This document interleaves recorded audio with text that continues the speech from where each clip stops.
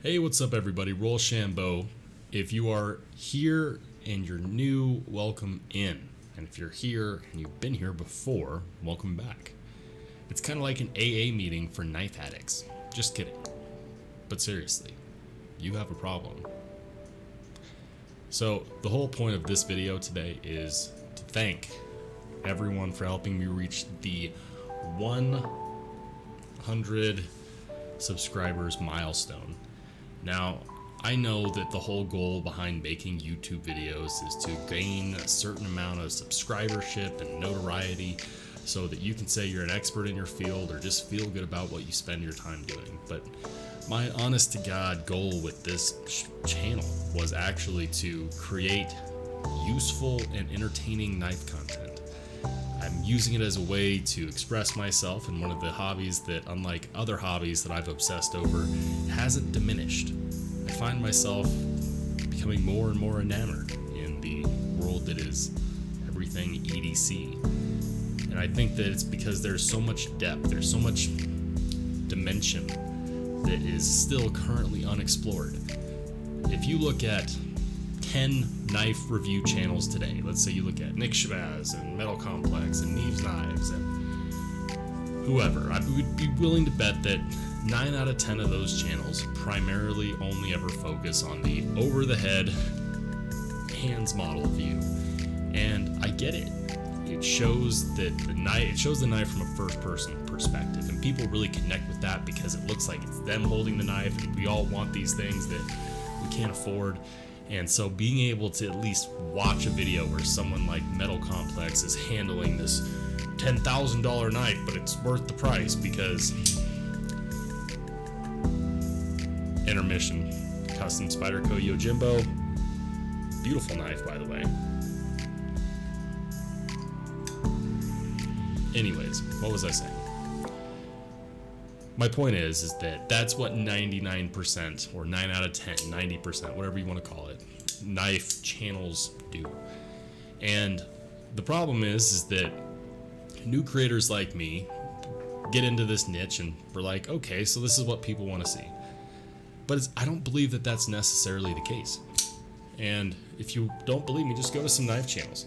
I was randomly looking at videos, as I tend to do, and I noticed that there was more than once where I saw a Nick Shabazz video where people were asking, when are we going to finally be able to see your face? And it went from this funny thing where I think Nick Shabazz is just shy of the camera, which is his right, everyone has the right to privacy, to now it's like his face is a commodity and we must know. For one, we don't have a right to that information. He can show whatever he wants or not show whatever he wants. That's his choice. But it made me think, maybe there's something where we're missing out, where content creators are missing out from connecting with their audience. I'm going to be honest with you. The very first video I made, I was wearing Pit Viper sunglasses, headphones, because I immediately felt self-conscious. And then I looked at a bunch of other small channels out there where people look super doofy and people love their content anyways. And what I've learned is that we can be highly judgmental as a content creator, especially of ourselves. And you know what? I recognize that I have these big doofy Dumbo ears. If you like the content I create, it probably doesn't matter. Anyways, this video is about thanking the first 100 people to believe in me and believe in this channel for giving me your time, your comments, your input. Not that everyone that watched the video gave input, but it means a lot. Even if you have a opinion that disagrees from mine in the video. Most people that disagree with something in a video, they're just gonna click off. So it means a lot seeing those comments, seeing people tell me to keep on going, and that I think one guy even said, I can't wait to see you hit 1 million subscribers, and I'm 100,000 times not there yet. I would love that. But I'm not going to measure my success based on the amount of subscribers I have. I think it's important to measure the milestones that way because you have to somehow. But instead, I'm going to measure my success based on how many people tell me that they found my content useful. If I can make a difference, if I can make a recommendation for someone and they buy that knife and it turns out to be everything they wanted and more, that means that I've done a good job. This is, quite honestly, my hobby. I have a day job that pays my bills. This does not.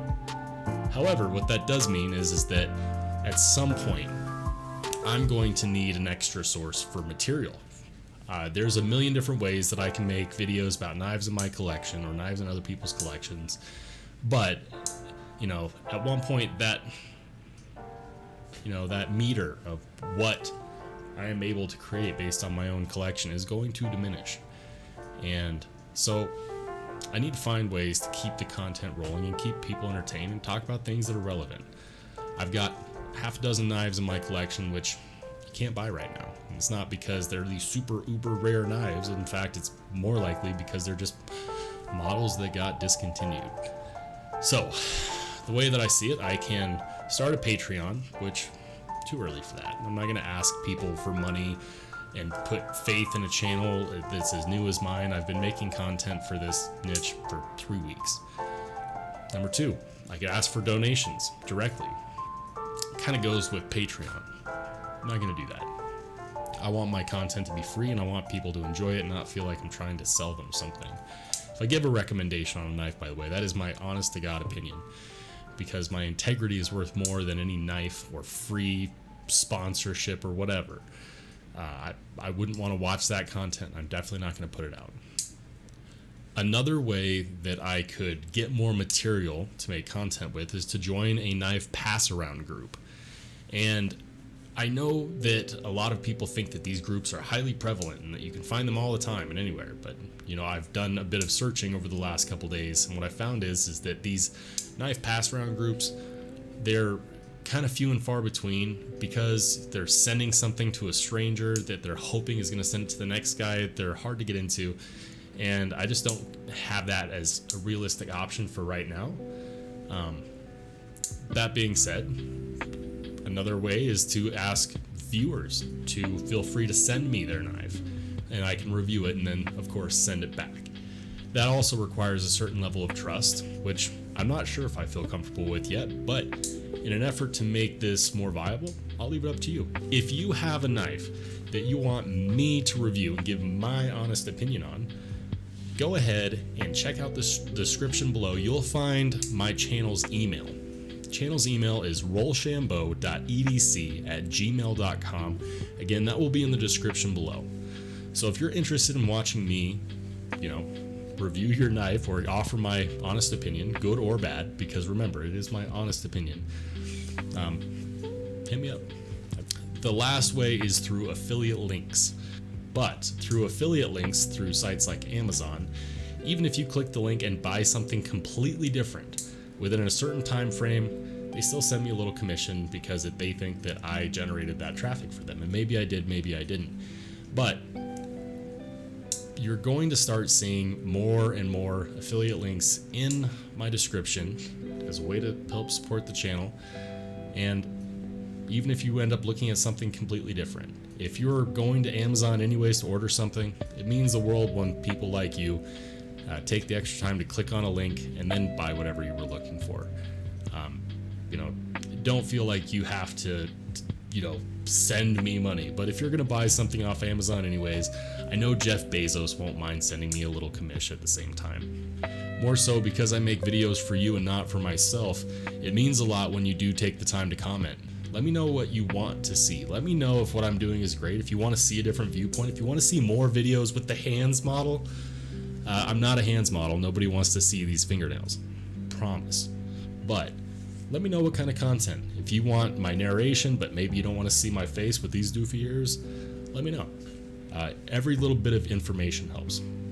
At this point in time, I want to throw a big shout out to friend of the channel, Jason Grant.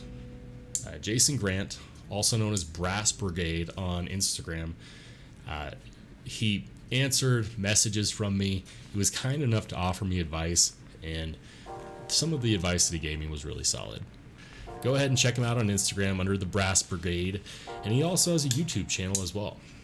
I know right now he's focusing on, his next knife lineups. He's got the pre-order for the SG gripper coming out soon, and then he also has a new one called the Grant Tripper, which is supposed to be more of a budget-friendly knife, without sacrificing materials, instead focusing on the things that the people want in their knife. So check him out. Jason Grant, the Brass Brigade, great guy. Jason, if you're watching, appreciate you. And guys, that's all I got for you. Thank you so much for helping me get to 100 subscribers. This is a milestone. My next one's at 1,000. And you know, the fact that you all help me believe that I can make content that other people are interested in means the world. Helps me enjoy this hobby even more. So thank you. I've got more content coming out soon, and I'm planning on posting weekly. I can't guarantee the consistency of every single day because I just don't have enough material to make that many videos, and I do work for a living. But if you like what you see, leave a comment down below, hit the like and subscribe button. If you don't like what you see, I honestly don't know why you're still watching. Thank you so much. We'll see you in the next one.